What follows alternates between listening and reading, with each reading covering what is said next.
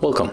If you want to transfer data from Huawei smartphone to your Xiaomi Mi Note and Lite, for the first you have to go for the Play Store and get application to transfer data. So I recommend you to use the application named CLONEit.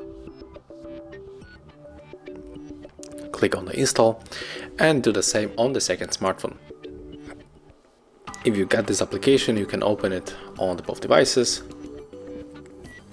Click Allow once and then tap here Allow. Click on the Yes, I agree. Click Sender on your Huawei, tap on the Set, turn on location, go back and tap Sender once again. And right here we have to tap on the receiver, click Allow all the time.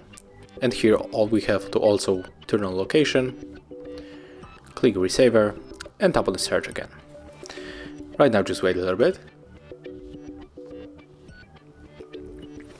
And click on this Android share icon. We can connect in two ways. We can scan the QR code, but also we can input the password manually. So we have to pick your way. I'm going to scan the QR code, click Allow.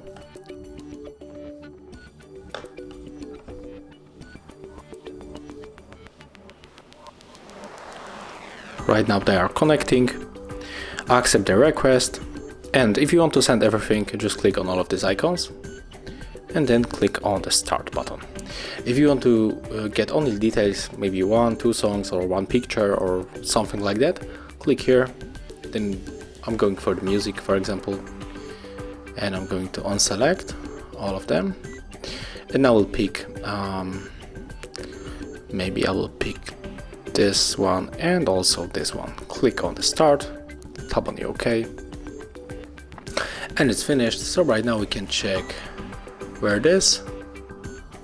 So let's go for the file manager and it will be probably the music, and yes, here it is.